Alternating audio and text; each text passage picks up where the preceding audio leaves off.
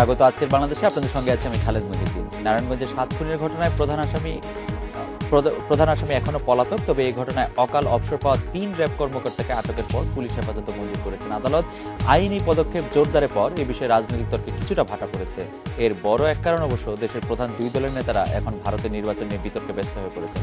লোকসভা নির্বাচনে কংগ্রেসের ভরাডুবি আর মোদির বিজেপির বিশাল জয়ের পর আওয়ামী লীগে এক ধরনের সংখ্যা স্পষ্ট, অন্যদিকে বিএনপির উচ্ছ্বাসও বাদ মানছে না বলে বলছেন কেউ কেউ। এসব নিয়ে আজকের আলোচনা। শেষ হাসি।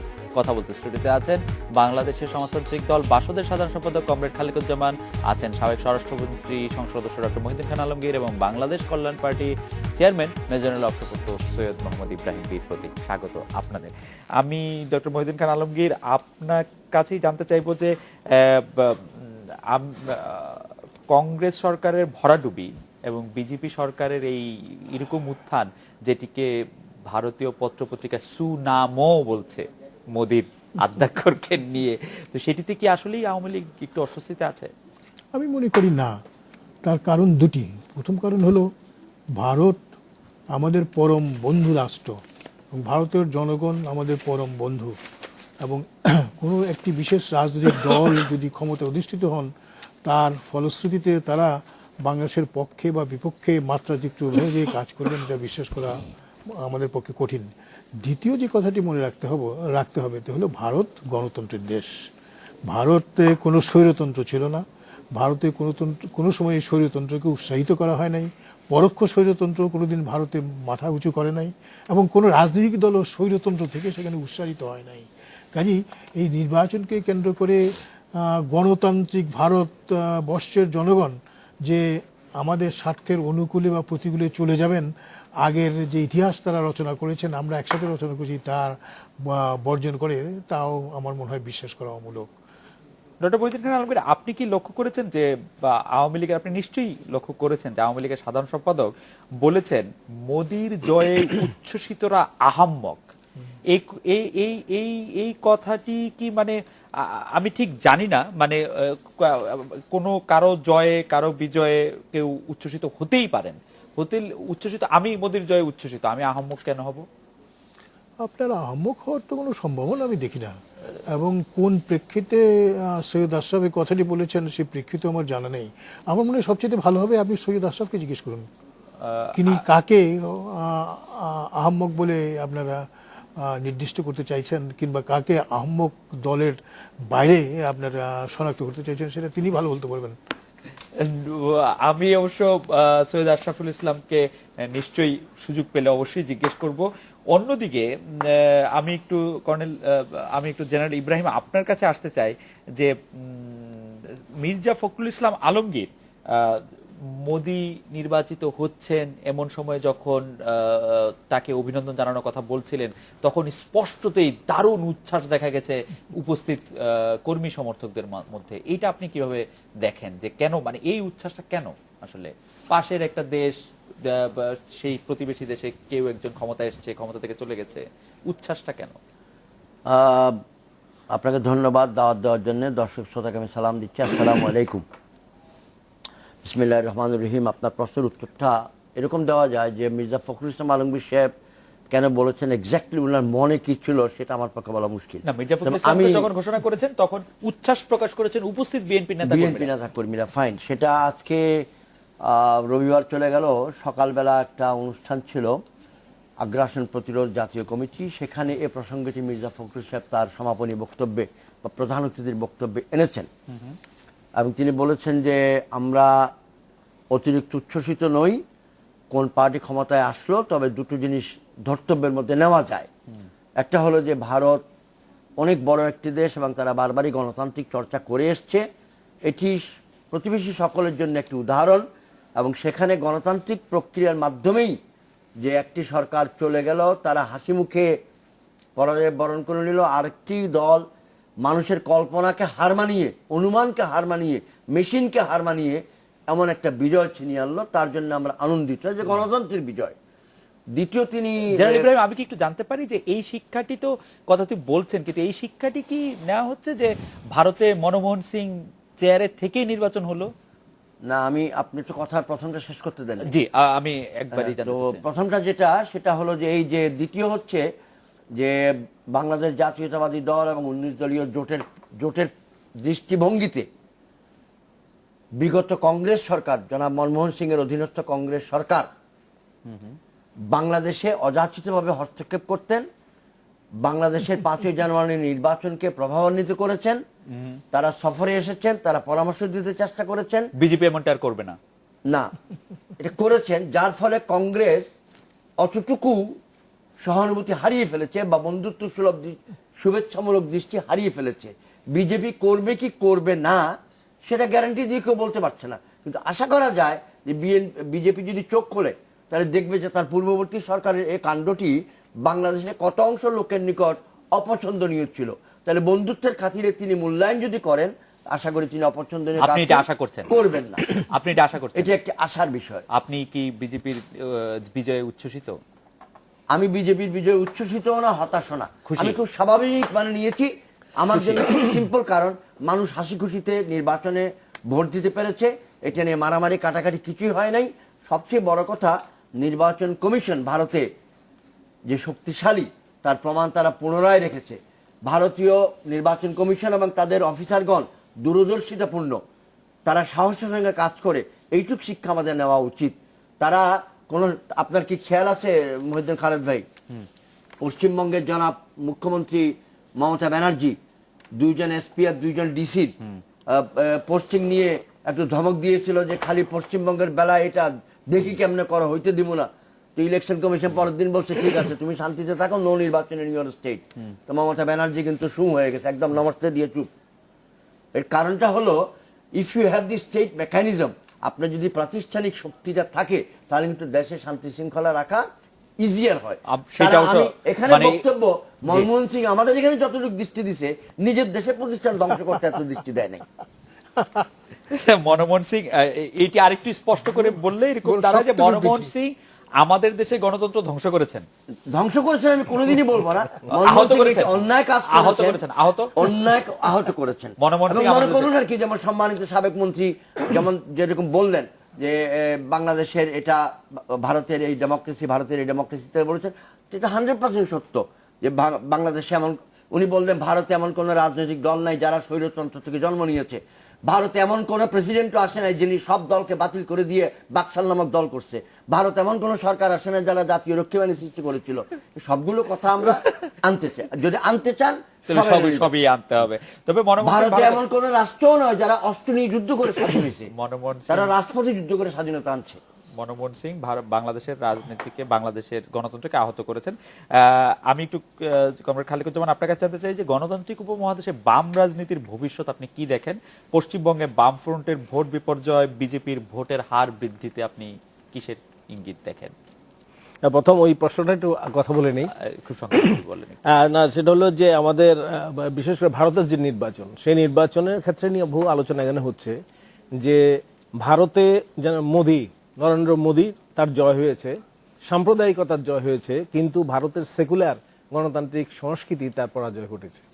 এবং সেখানে নির্বাচনের পিছনে যে জিনিস কাজ করেছে, ওখান থেকে বুঝতে পারবেন যে বামপন্থী রাজনীতি বিকাশের জন্য কি সমস্যা হয়। কর্পোরেট হাউস, ভারতবর্ষের বিগ কর্পোরেট হাউস, মিডিয়া, এবং তার পিছনে কয়েক লক্ষ হাজার কোটি টাকা, সেগুলো আপনারা দেখেছেন ইয়েতে, এবং গুজরাট উন্নয়ন মডেলের একটা কল্পচিত্র, তার সঙ্গে তিনি একজন চা বিক্রেতা, অতি সাধারণ মানুষ থেকে উঠে আসছেন।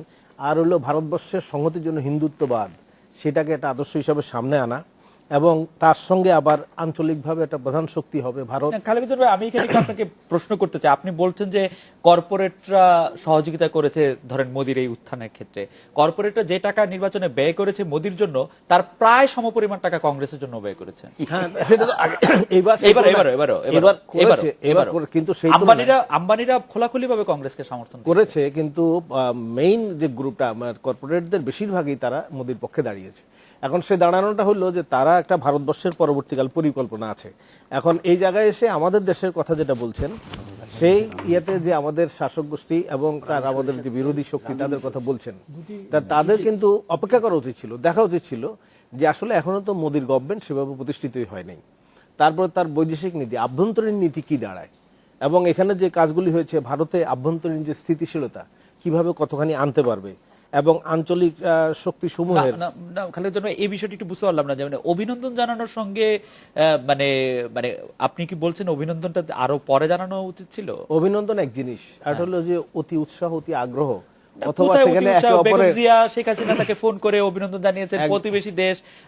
শেখ হাসিনাও যখন, আমার মনে আছে, শেখ হাসিনা যখন নির্বাচিত হলেন 2008 সালের 3 জানুয়ারি, তিনি ক্ষমতা নিয়েছেন আরো পরে, আমার ঠিক তারিখ মনে নাই, কিন্তু কিন্তু কিন্তু তাকে তো অভিনন্দন জানিয়েছেন মনে বিএনপি হচ্ছে। বলছে আওয়ামী লীগ হতাশ হয়ে গেছে, আবার এদিকে আওয়ামী লীগ বলছে যে ওখানে এগুলি প্রতিদিনই আসছে।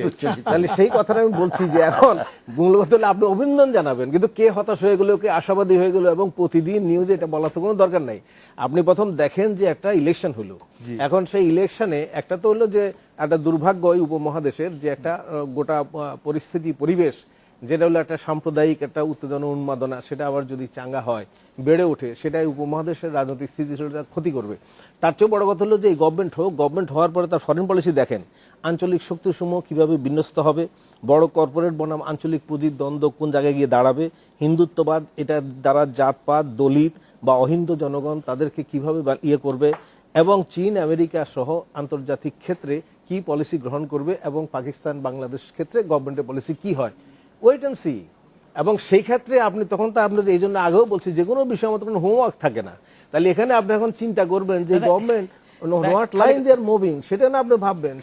সেইটা তো হচ্ছে কাজের ব্যাপারে তার পারস্পরিক সহযোগিতার কথা, কিন্তু এরকম একটি বিজয়ের পর একটি দেশের প্রধান রাজনৈতিক দলগুলো আরেকটি প্রতিবেশী দেশকে সমর্থন মানে অভিনন্দন জানাবে, এটাই তো স্বাভাবিক রাজনীতি। সেটা আমি বলছি অভিনন্দন জানাবে, কিন্তু যা চলছে গত 2-3 দিন তোমরা দেখছো সবাই, কারণ সেটা হলো যে কে হতাশ হচ্ছে, কে এখানে আগ্রহী হচ্ছে, এবং এইটা নিয়ে যে অতি উল্লাস, এইসব কথাগুলি আসাটা এবং মির্জা ফখরুল ইসলাম আলমগীর এরকম বলেছেন যে মানে সর্বশেষ আজকে উনি তার বক্তব্যের মধ্যে এই জায়গায় এসেছেন যে বিজেপির জয়ে আওয়ামী লীগ বিচলিত। এই যে এটা বলা তো কোনো দরকার নেই, আওয়ামী লীগের বিচলিত হওয়ার কোনো কারণ নেই। আওয়ামী লীগের বিচলিত হওয়ার একটা কারণ হয়তো ডক্টর আলমগীর আছে যে বিএনপি যদি ইলেকশনে আসতো তাহলে আওয়ামী লীগেরও এরকম একটি ভরাডুবি হতে পারতো, এরকম একটি মনে করছেন তারা। এটা একটু আমার মনে হয় সুদূর প্রসারী অতি কল্পনা না, মানে এই ভিত্তিতে এই ধরনের কল্পনা আপনার প্রক্ষেপিত করা আর দিনে স্বপ্ন দেখা প্রায় একই কথা না। অনেকটা দিনে স্বপ্ন মানে কি আমি জানি না, কারণ ভারতে একটি রাজনৈতিক দল আরেকটি রাজনৈতিক দলকে হারিয়েছে, তার ভিত্তিতে বাংলাদেশে একটি রাজনৈতিক দল আরেকটি রাজনৈতিক দলকে হারাবে বিশেষভাবে নাম করে, এই ধরনের এটা তো অতি কল্পনা বিরাজ বলে আমি মনে করি। কারণ উনারা মনে করছেন যে আপনারা তত্ত্বাবধায়ক সরকার ব্যবস্থাটি বাতিল করেছেন যাতে বিএনপি সহ তত্ত্বাবধায়ক সরকার আমাদের সংবিধানে আছে, সংবিধান অনুযায়ী আমরা নির্বাচন করেছি, বাতিল করার তো কোনো প্রশ্ন আসে না। এর আগে যখন তত্ত্বাবধায়ক সরকারের আমলে নির্বাচন হয়েছিল তখন সংবিধান বাতিল করে তত্ত্বাবধায়ক সরকারের অধীনে নির্বাচন করার অবকাশ রাখা হয়েছিল, এই কথা তো আপনার মনে রাখতে হবে। সংবিধান অনুসরণ করে যদি কোনো পদক্ষেপ আপনি নেন তাহলে সেটা গণতন্ত্রের অনুকূলে পদক্ষেপ। সংবিধান যদি ফরমান দিয়ে পরিবর্তন করে বলেন যে আমি হা বা নোয়ে ভোটে আমরা নির্বাচিত হয়েছি, কিংবা আমি যা বলি সেই পদ্ধতি অনুযায়ী নির্বাচন হবে, তাহলে সেটা স্বৈরতান্ত্রিক পদ্ধতি, সেটা গণতান্ত্রিক। আপনি বলছেন যে সংবিধানে যে তত্ত্বাবধায়ক সরকার ব্যবস্থাটি ছিল সেটি সংবিধানের লঙ্ঘন ছিল। কোনটা? মানে তত্ত্বাবধায়ক সরকার আমাদের সুপ্রিম কোর্টের তো চূড়ান্ত আপনার সিদ্ধান্ত তাই, এবং আমাদের সংবিধানের 116 অনুচ্ছেদ অনুযায়ী সুপ্রিম কোর্টের সকল সিদ্ধান্ত রাষ্ট্রের সকল কর্তৃপক্ষ মেনে চলতে হবে, এর বাইরে তো আমার কথা বলার কোনো এখতিয়ার নাই। সুপ্রিম কোর্টের সিদ্ধান্ত প্রসঙ্গে জেনারেল ইব্রাহিম হাত তুলে আছেন, আমরা একটা বিরতি নিয়ে ফিরছি। তবে আমি আসলে কমরেড খালিকুজ্জামানের সবগুলি প্রশ্নের উত্তর শুনতে পারি নাই। আমি শুধু একটা জিনিসই বলতে চাই যে আপনি সুপ্রিম কোর্টের কথা বলছেন বটে, যে সুপ্রিম কোর্ট তত্ত্বাবধায়ক সরকার ব্যবস্থা বাতিলের কথা বলেছেন, কিন্তু সুপ্রিম কোর্ট কিন্তু সিদ্ধান্ত দিয়েছেন, বলেছেন সুপ্রিম কোর্ট কিন্তু জাতির বৃহত্তর স্বার্থে আরো 2টি তত্ত্বাবধায়ক সরকার ব্যবস্থা থাকতেও বলেছেন। বলেছেন যদি সংশ্লিষ্ট দুই দল একত্রিত হয় বা একমত প্রকাশ করে ঐক্যমতে পৌঁছে, এক দল তো আপনার সংবিধান মানা দূরের কথা, তারা সংবিধান সংশোধনের যে মাধ্যম সেই সংসদেই আসেন না, তারা গোসা করে বসে আছেন। আমরা একটা বিরতি নিচ্ছি, বিরতি নিয়ে ফিরে এই প্রসঙ্গে আরেকটু কথা বলবো।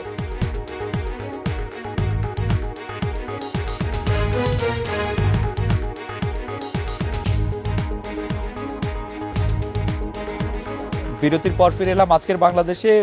জেনারেল ইব্রাহিম, আপনি তত্ত্বাবধায়ক সরকার সম্পর্কে যদি খুব কুইক বলেন, তারপরে আমরা একটু নারায়ণগঞ্জের 7 খুনের ঘটনায় Sure, গ্রেপ্তার ঘটনায় যেতে চাই। আপনি তত্ত্বাবধায়ক সরকার সম্পর্কে কি বলতে চাচ্ছেন? ডক্টর আলমগীর বলছিলেন এটি আমাদের সুপ্রিম কোর্টের আদেশ অনুসারে। আমি বলতে চাচ্ছিলাম আমি একটু সংশোধন করি। সুপ্রিম কোর্টের আদেশ অনুযায়ী এবং সংসদ কর্তৃক সংশোধিত সংবিধান অনুযায়ী। আমি আমি আমি আমি আমি একটু মাঝখানে বলে নিই, আমাদের দর্শকরা কিন্তু বলছেন যে আওয়ামী লীগের বিচলিত হওয়ার কারণ এটাই যে কারণ এই সরকারের ক্ষমতায় থাকার ব্যাপারে এবং 5 জানুয়ারি নির্বাচনের ব্যাপারে আওয়ামী লীগের ভারতের কংগ্রেস সরকার অনেক সাহায্য করেছিল। ডক্টর মঈনুদ্দিন আলমগীর নিশ্চয়ই অনেক বলবেন। এই সরকারের নির্বাচন অনুষ্ঠানের প্রক্রিয়ায় কিংবা নির্বাচনের জনগণের সমর্থনের আনয়নের প্রক্রিয়ায় কংগ্রেস সরকার ভারতে থেকে আপনার এখানে সহায়তা করেছেন, এই ধরনের কথা বিশ্বাস করার কোনো আপনার বাস্তবসম্মত বা বিজ্ঞানসম্মত কারণ নেই। এটা প্রমাণ করতে হবে। যদি কেউ বলতে থাকেন, কেউ প্রমাণ করতে হবে। মাননীয় সাবেক মন্ত্রী মহোদয় যেরকম বললেন প্রমাণ করতে হবে, আমিও কথা একটা বলে রাখি যেটা প্রমাণ করতে হবে। সে কথাটা হলো এরকম যে ভারতেই এমিসারি পাঠিয়েছেন টু কনভিন্স জাতীয় পার্টি যে তুমি ইলেকশনে আসো, এবং জাতীয় পার্টির মাননীয় চেয়ারম্যান মহোদয় ইচ্ছায় হোক অনিচ্ছায় হোক যে কোনো একটা ঘোরের অবস্থায় সেটা আবার জনসমক্ষে বলেও ফেলছেন যে আমাকে এই কথা বলেছেন।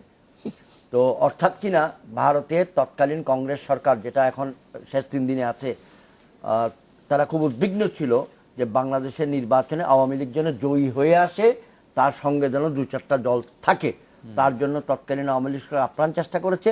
চেষ্টা করাটা আওয়ামী লীগের জন্য দায়িত্ব, আওয়ামী লীগ নিজের রক্ষার্থে নিজের সুবিধার জন্য করবেই, এর জন্য ওনাকে গালি দেওয়ার কিছু নেই। বাকি যাদের প্রতি চেষ্টা করা হচ্ছে ওনারা নিজেদের রক্ষা করেছে, কেউ গিয়েছে কেউ যায়নি। তো আমি যেটা বলতে চাই সেটা হলো পৃথিবীর যতগুলো দেশ আমাদের সঙ্গে সুসম্পর্ক রাখে বা যাদের সম্পর্কটা আমাদের জন্য ম্যাটার করে, তাদের মধ্যে একমাত্র ভারত 100% অ্যান্ড সোভিয়েত ইউনিয়ন বা রাশিয়া 100% না হলেও 99, 95, 96% সমর্থন, সহযোগিতা, উৎসাহ, পৃষ্ঠপোষকতা সবকিছুই দিয়েছে তৎকালীন আওয়ামী লীগ সরকারকে জানুয়ারি নির্বাচনের সময়।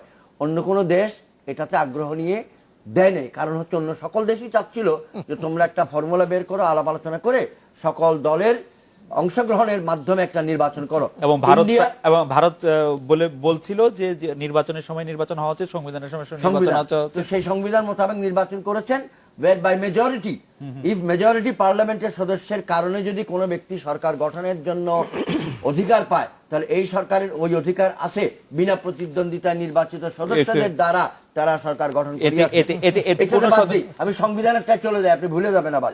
সংবিধানেরটা হলো বাংলাদেশের একটি প্রখ্যাত ইংরেজি পত্রিকা আছে যার নাম ডেইলি স্টার, তার আরো প্রখ্যাত সাংবাদিক ভাইয়ের নাম হচ্ছে জানা মাহফুজা নাম, মুক্তিযোদ্ধা মাহফুজা নাম 5 মাস আগে জিটিভিতে ইন্টারভিউ দেওয়ার সময় ইংরেজিতে একটা সেন্টেন্স বলেছিল, মাননীয় সুপ্রিম কোর্ট যে রায়টি দিয়েছেন সংবিধানের সংশোধন প্রসঙ্গে, যেটা পলিটিক্যালি হাইলি ইররেসপন্সিবল একটি রায়, এবং আপনি এখানে সময়ের অভাবে পারবো না বলতে, কিন্তু যদি সময় দেন আমি পত্রিকার কলাম আপনাকে ইমেল করে পাঠিয়ে দেবো, আপনি মেইলে ফেসবুকে দিয়ে দিবেন। সেটা হলো এই পার্লামেন্ট সংশোধন করে ফেলেছে সুপ্রিম কোর্টের রায়ের বহু পূর্বে, পার্লামেন্টের কর্মকাণ্ডকে বৈধতা দেওয়ার নিমিত্তেই মাননীয় সাবেক প্রধান বিচারপতি তার কলম ব্যবহার করেছেন, যেটা অত্যন্ত অনৈতিক কাজ হয়েছে। আচ্ছা, সেটা আপনার মতামত। আমি একটু জেনারেলি আমার মতামত না, ক্যালেন্ডারের তারিখ বলবে আপনারা। দেখুন ক্যালেন্ডারের তারিখ মানে সেটা তো পত্রিকা মন্তব্য করব। দেখুন যে কোন তারিখে রায় হলো, কোন তারিখে পার্লামেন্ট অ্যামেন্ডমেন্ট করলো। তৎকালীন পাকিস্তানের অন্যতম রাষ্ট্রভাষা হিসাবে প্রস্তাব করেছিলেন ধীরেন্দ্রনাথ। যখন আপনার 1956 সালের সংবিধানে এটা স্বীকার পায় তার অনেক আগে, তাই বলে তিনি আপনারা যে সূত্রের কথা জেনারেল ইব্রাহিম বললেন সেই সূত্র অনুযায়ী তিনি অপরাধ করে ফেলেছেন। তিনি কি সেই সংবিধান যারা রচনা করেছেন তাদেরকে প্রভাবিত করে? সেটা আপনারা বারবার বলছেন দেশবাসীকে সুপ্রিম কোর্ট বলেছে এটা সংবিধানের সঙ্গে সংগতিপূর্ণ নয়, তাই সংশোধন করলাম। ডাহা মিথ্যা, না এটা ডাহা মিথ্যা নয়, জনগণকে ধোঁকা দেওয়া। তারা ডাহা মিথ্যা বলেন এবং তারা প্রতারণার অপচেষ্টায় লিপ্ত থাকেন। না, আমরা আসলে তত্ত্বাবধায়ক সরকারের প্রসঙ্গ থেকে একটু বেরিয়ে আসি, আমরা অন্যদিকে যাই। জেনারেল ইব্রাহিম, আপনার কাছে জানতে চাইবো যে খুব সংক্ষেপে যে বিএনপি সহ 19 দলীয় জোটের পক্ষ থেকে বলা হচ্ছে যে র্যাবের যে 3 অভিযুক্ত কর্মকর্তা আছেন তাদেরকে কখনোই গ্রেফতার করা হবে না, শাস্তির আওতায় আনা হবে না, এটা সরকারের শুধু আইওয়াস, কিন্তু ফাইনালি আনা হয়েছে। এখন আপনারা কি বলবেন? এখন বলবো তারা গ্রেফতার হয়েছে, তাদেরকে 54 ধারা না করে আপনি কি বলে মার্ডারের ধারার মধ্যে নিয়ে আসেন এবং তারপর প্রক্রিয়াটা শুরু করেন। কারণ এর একটা রাজনৈতিক দিক আছে, একটা আইনগত দিক আছে, একটা প্রশাসনিক দিক আছে, তিনটা দিক আছে। বিএনপি বা অন্য দলীয় জোট রাজনৈতিক দিকটা দেখবে, সুশাসনের দিকটা অনুমিত অবস্থায় দেখবে, যেহেতু তারা সাবেক বিরোধী দল এবং এই মুহূর্তে পার্লামেন্টে নাই। খালিকুজ্জামান ভাই, সুতরাং তারা যা বলেছে, খালিকুজ্জামান ভাই, এটা যদি এই চাপটা না থাকতো সম্ভাবনা আছে গ্রেপ্তারি হতো না। খালিকুজ্জামান ভাই কি মনে করেন, এই চাপটা থাকা না থাকা, গ্রেপ্তার হওয়া না হওয়া এবং পরবর্তী কার্যক্রম হিসেবে আপনার পর্যবেক্ষণ কি? র্যাবের যে 3 কর্মকর্তা খুন হয়েছেন, গ্রেপ্তার হয়েছেন এবং যে 7 জন খুন হয়েছেন সেই মামলাটির ব্যাপারে এটা তো যে বিতর্কটি এখন আসছে এটা অনভিপ্রেত, কারণ এটা নিয়ে অনেক আলোচনা হয়ে গেছে। তারপর আমি একটু ব্রিফ অ্যাকাউন্টটা বলি। সেটা হলো যে এই যে আজকে র্যাপিড অ্যাকশন ব্যাটালিয়ন, এটা 1979-এ আর্ম পুলিশ ব্যাটালিয়ন অর্ডিন্যান্স যেটা হয়েছিল, সেই অর্ডিন্যান্সের পশ্চাতে ব্যাকগ্রাউন্ডে বলা হচ্ছে প্রোক্লামেশন অফ 20th August 75। খেয়াল করে দেখবেন, 75-এর 15ই আগস্টের পরে 20ই আগস্টের প্রোক্লামেশন এবং 7ই নভেম্বর সিপাহী অভ্যুত্থানের পরে 8ই নভেম্বরের প্রোক্লামেশন, এই ব্যাকগ্রাউন্ডে এই অর্ডিন্যান্সটা হয়েছিল। এবং 2002 সালে অপারেশন ক্লিন হার্ট, সেটা বলে 85 দিনের একটা অভিযান হয়েছিল এবং 40,000 সামরিক বাহিনী, 10,000 গ্রেপ্তার, অর্ধশতের কাছে সেটা হার্ট অ্যাটাকে মানুষ মরে যাওয়া, এই ঘটনাগুলি ঘটলো। 2003 সালের 9 জানুয়ারি সেখানে জয়েন্ট ড্রাইভ ইন্ডেমনিটি অর্ডিন্যান্স করা হলো 2003। এখানে এসে বলা হলো ওই অক্টোবর থেকে জানুয়ারি 9 পর্যন্ত কোনো অ্যাকশনের বিরুদ্ধে কোনো বিচার হবে না, ইন্ডেমনিটি দেওয়া হলো। এবং তারপরে 2003 সালের জানুয়ারিতে special unit of police with commando training, rat, এটার একটা ইয়ে করা হলো। আবার 2003 সালের 2 জুন তারিখে এসে cabinet committee on law and order, তারা বললো র্যাটকে রিপ্লেস করতে হবে র্যাব দ্বারা, এবং এই করে র্যাব হলো।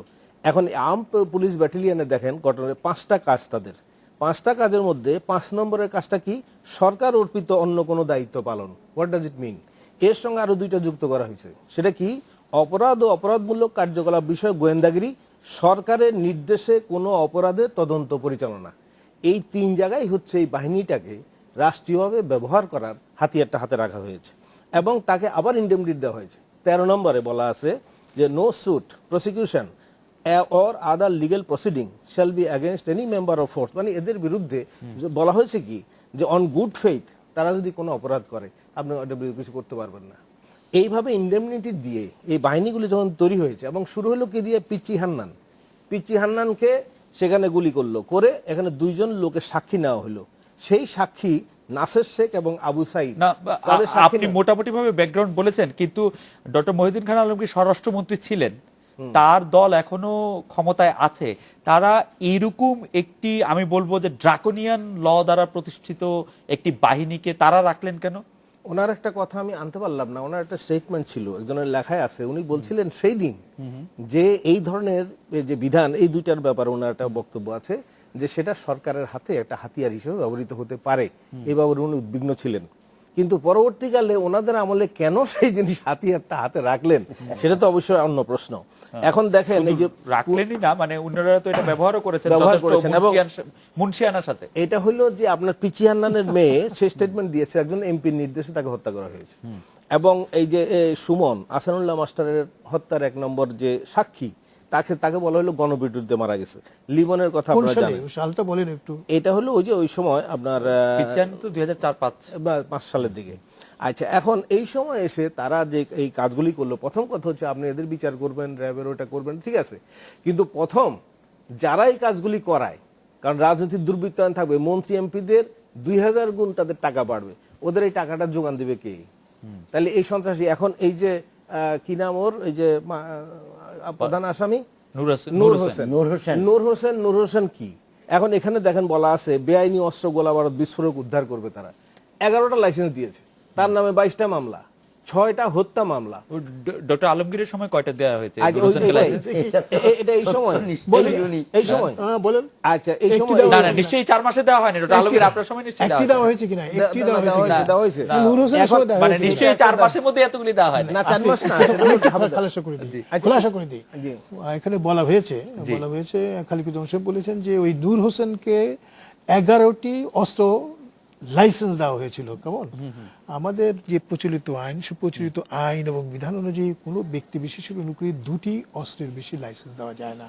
কোনো 11টি লেখর অনুকূলে কে লাইসেন্স দিচ্ছে আমাদের জানা আমার মনে নেই হয় স্ত্রী, এবং পুত্র, নিশ্চিতভাবে কন্যা সহ, ভাতিজা সহ হতে পারে, সবাই সহ। নিশ্চিতভাবে এটা আওয়ামী লীগের শাসনামলে, যে শাসনামলের কথা আপনারা বলছেন, বা যে সময় আমি স্বরাষ্ট্রমন্ত্রী ছিলাম সে সময় দেওয়া হয়নি। এটা আমি চ্যালেঞ্জ আমি বলতে পারি। পত্রিকার একটা রিপোর্ট দেখে মহাজোট সরকারের আমলে 10,000 অস্ত্রের লাইসেন্স দেওয়া হয়েছে। তা হয়েছে। আপনি আচ্ছা, খালি তার মধ্যে জনাব আপনি খালিকুজ্জামান, দেখেন, জি। আপনি নূর হোসেনের কথা বলেছেন। না, আমি বলছি 10,000 এখানে, তো হবেই। আপনি দেখেন সাখাওয়াত হোসেন চঞ্চল, ওই যে মার্ডার হলো গুলশানে, তারেক দেলোয়ার, ভাগ্নে চঞ্চল সহ এদেরকে লাইসেন্স কিন্তু দেওয়া হয়েছে আওয়ামী লীগ এই জোট সরকার আমলে, মহাজোট। না না না, আপনি ভালো করে দেখেন, তারিখগুলি দেখেন। পত্রিকার ইয়েটা দেখতেছি, পত্রিকা দেখলে এই সময় আপনাদের তারিখ আমলের দেখেন। কথা বলছি। একটা হলো এখানে একটু দেখেন, লাইসেন্স দেওয়া কিন্তু সেই অনেক আগে পাকিস্তান আমল থেকে শুরু হয়েছিল। তারপরে লাইসেন্স প্রতি বছর কিন্তু নবায়ন করা হয়। যে ব্যক্তিকে আপনি লাইসেন্স দিলেন, সে ব্যক্তি তার অস্ত্রের যদি কোনো অসৎ ব্যবহার সেই সংশ্লিষ্ট সময় না করে, তাহলে এটা স্বয়ংক্রিয়ভাবে নবায়িত হয়। এখানে 2011 সালের রেফারেন্সও আছে যে অস্ত্র লাইসেন্স, এবং ওরা হলো এই সব খুনিরা আমাদের কথা বলে। না, এটা যদি হয়, আমি বলবো এটা যদি হয় তাহলে এটা একটা কমিটি দিয়ে অনুসন্ধান করেন, কবে তারা লাইসেন্স পেয়েছিল, কবে নবায়ন এবং কি কারণে সঙ্গে আমি এই প্রসঙ্গে আমি জানতে চাইবো যে কথাটা একটু জোরদার করতে চাই, ওনার কথাটাই জি, যে আমি কথাটা এই নিয়মে বলতে চাই যেটা সম্মানিত খালিকুজ্জামান ভাই বলতেছিলেন। আপনি যদি মেহরবানি করে দেখেন, এই কলম দিয়ে যে আমরা লিখি, লেখার জন্য কিন্তু কলমকে দায়ী করলে ঠিক হবে না। কলমের নিকট শক্তিটা কিন্তু ফাইনালি হাতের মাধ্যমে আসে, আর কমান্ডটা সৃষ্টি হয় মাথা থেকে। তো র্যাবের 3 জন এবং র্যাব বাহিনীর যা কিছু কর্মকাণ্ড, তার জন্য একটা কমান্ড চ্যানেল আছে। না, আমি একটু কথাটা সংক্ষিপ্ত করে, একটা ইনকোয়ারি করা উচিত। আমার একটা বিরতি দিতে হচ্ছে। ডক্টর আলমগীর, আমি বিরতির পর ফিরে এসে আপনার কাছে জানতে চাইবো যে আপনার সময় র্যাবকে কিরকম ভাবে ব্যবহার করা হয়েছে, এবং আসলে যে অস্ত্রের লাইসেন্স দেওয়ার যে প্রশ্নটি আসলো, কি যোগ্যতার কারণে বা কি যোগ্যতা পূরণ করলে মানুষকে লাইসেন্স দেওয়া হতে পারে। আমরা দেখেছি যে এই লাইসেন্সগুলির অবৈধ ব্যবহারই বেশি। আমরা একটা বিরতি নিয়ে ফিরছি আপনার কাছে, ডক্টর মঈনুদ্দিন খান আলমগীর।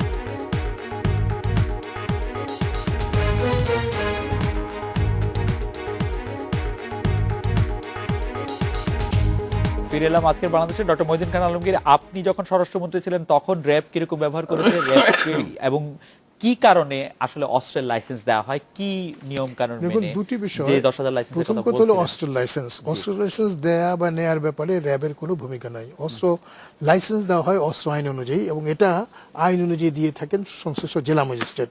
সাম্প্রতিককালে যে বিধি করা হয়েছে, সেই বিধিতে দেখা গেছে যে এই ক্ষেত্রে দরকার বোধে স্বরাষ্ট্র মন্ত্রণালয়ের তরফ থেকে জেলা প্রশাসক বা জেলা ম্যাজিস্ট্রেট যিনি আছেন, তাকে আপনার উপদেশ দেওয়া হয়। বড় অস্ত্র দেয় হচ্ছে জেলা ম্যাজিস্ট্রেট, ছোট অস্ত্র তো স্বরাষ্ট্রমন্ত্রীকেই দিতে হয়, স্বরাষ্ট্র মন্ত্রণালয়কেই দিতে হয়। স্বরাষ্ট্র মন্ত্রণালয় কোনো লাইসেন্স ইস্যু করে না, মানে পরামর্শটা দিতে হয় না। আইন অনুযায়ী এটা দেয় জেলা ম্যাজিস্ট্রেট। 2-1 ক্ষেত্রে স্বরাষ্ট্র মন্ত্রণালয়ের তরফ থেকে তারা অনুশাসন পান, পরামর্শ পান। কিন্তু আইন যে আইন অনুযায়ী অস্ত্র আইন, সেই অস্ত্র আইন অনুযায়ী সংশ্লিষ্ট জেলা ম্যাজিস্ট্রেট এগুলো দিয়ে থাকেন আনুষ্ঠানিকভাবে।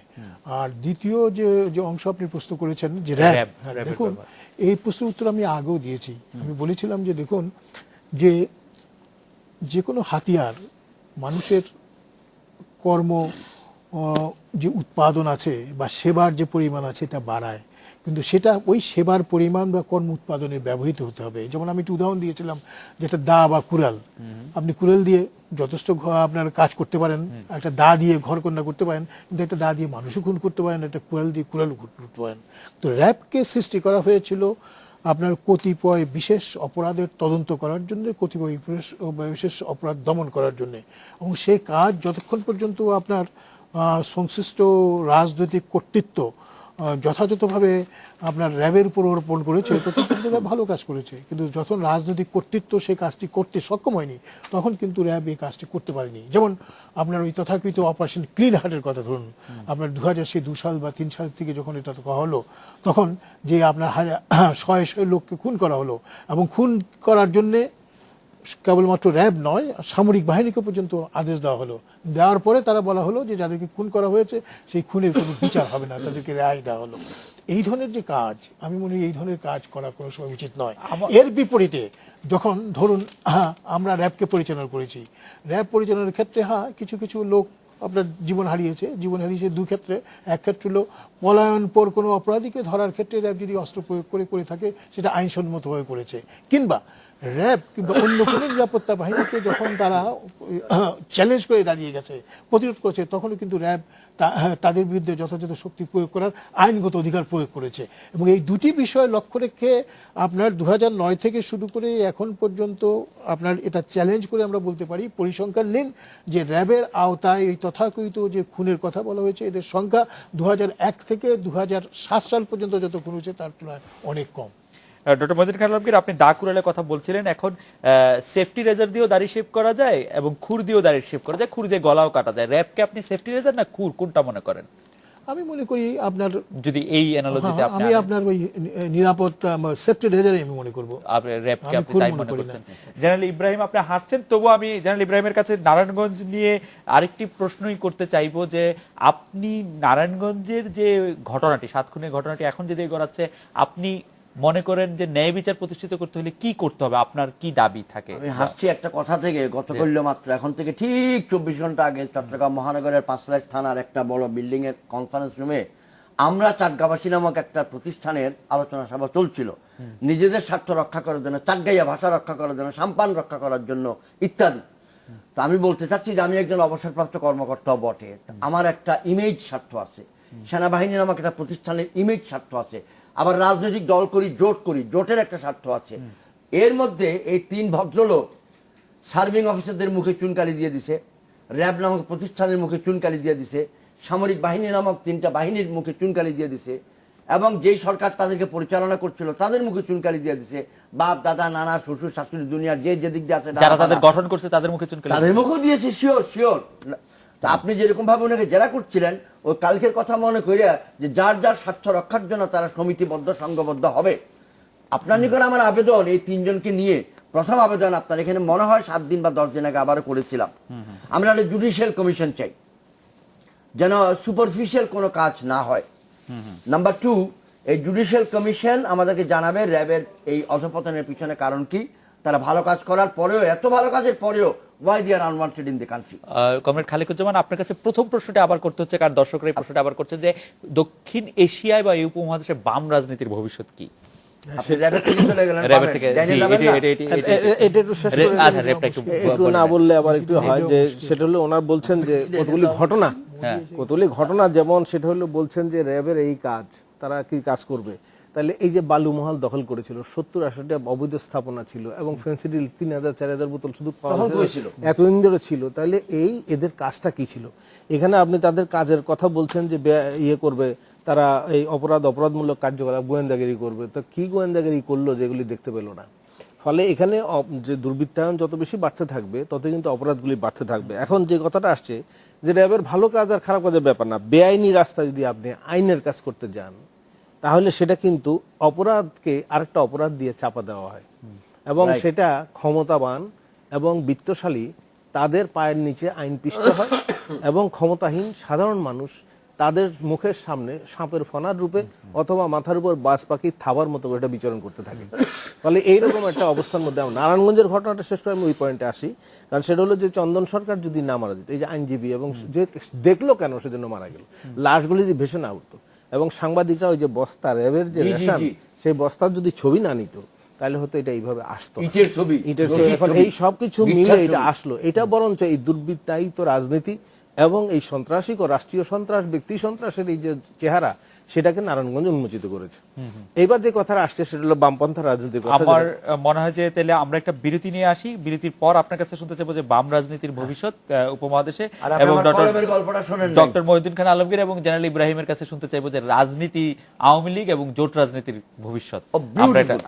আমরা একটা বিরতি নিয়ে ফিরছি আপনাদের কাছে।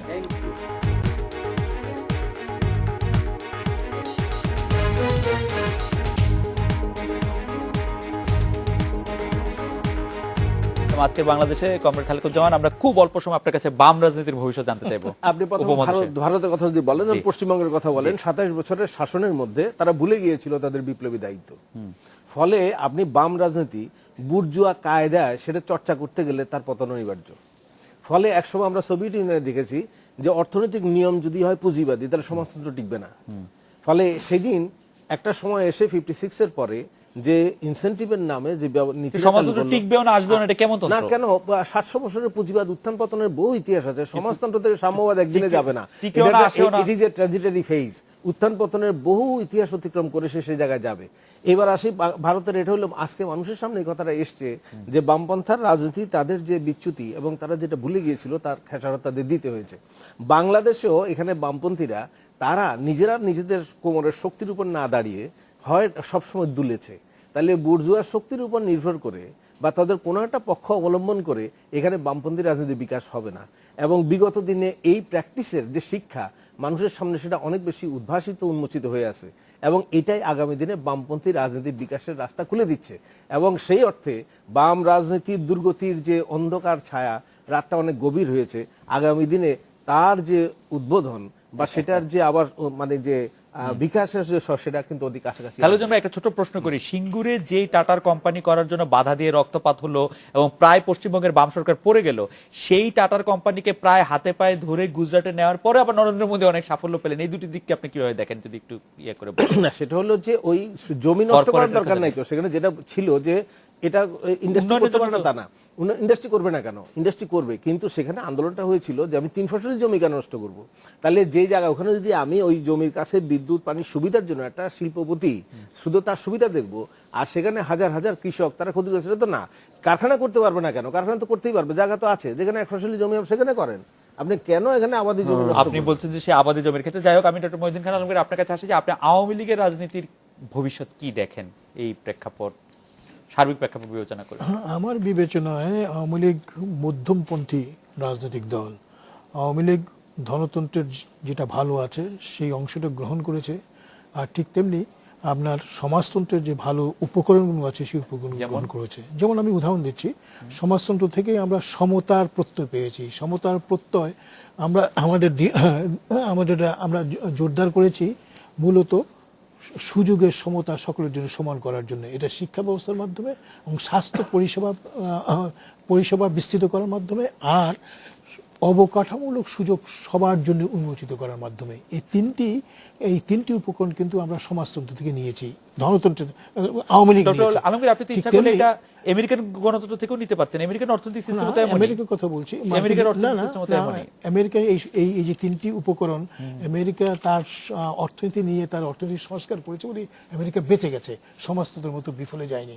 ঠিক তেমনি আপনার যারা ডানপন্থী বলে নিজেদেরকে প্রচার করেন, সেই ডানপন্থীদের সবচেয়ে বড় অবদান যেটা, সেটা হলো সৃজনশীলতার অনুকূলে সমর্থন, সামাজিক সমর্থন।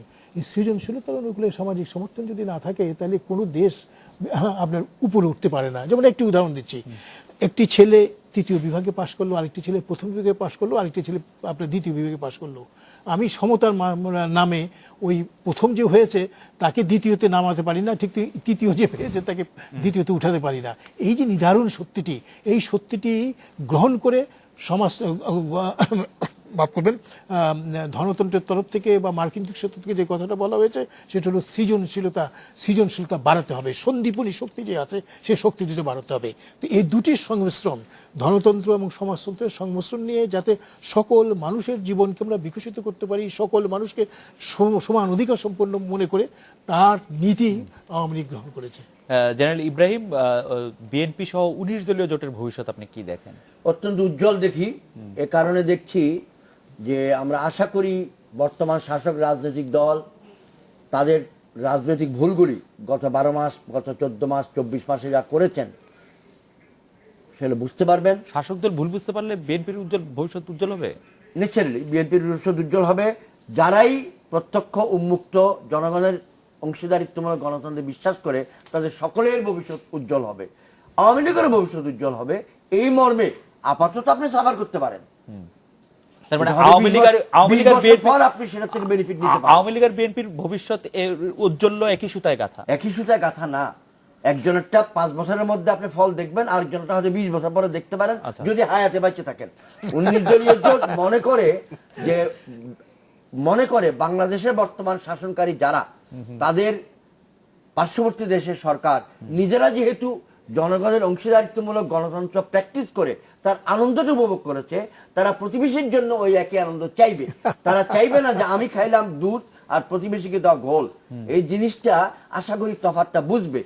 আর আমাদের ভবিষ্যৎ উজ্জ্বল কেন বলছি, আমরা নৈতিকতার উপরে আছি, আমরা গণতান্ত্রিক শাসন ব্যবস্থার উপরে আছি এবং প্রতারণামূলক গণতন্ত্রের বিপক্ষে আছি। আমরা চাই জনগণ যেন ভোট দিতে পারে এবং এই সুযোগের নির্বাচন guarantee। বর্জনের অনুকূলে আছে। না, নির্বাচন বর্জন অর্থাৎ আপনারা প্রতারণামূলক নির্বাচন করলে আমরা বর্জন করতে বাধ্য। আমরা আশা আপনি করব যে- এক ঘন্টার বিতর্ক করেন, সারা সঙ্গে বিতর্ক নির্বাচন- করবেন। আমরা আশা এই করব- নির্বাচন বিতর্ক অনুষ্ঠান আনন্দ করার দায়ক। আমরা আশা করব যে প্রতিনিধিত্বমূলক নির্বাচনের মাধ্যমে নির্বাচন গণতন্ত্র অনুষ্ঠান প্রতিষ্ঠিত করার হবে। আগে সেটা প্রধানমূলক আজকের হবে। অনুষ্ঠানে আসার জন্য যেমন comrade Khalekuzzaman, doctor Mohiuddin Khan Alamgir, general Ibrahim, আপনাদের অনেক ধন্যবাদ। এই ছিল আজকের বাংলাদেশে। দেখা হবে আগামীকাল এই সময়। শুভরাত্রি।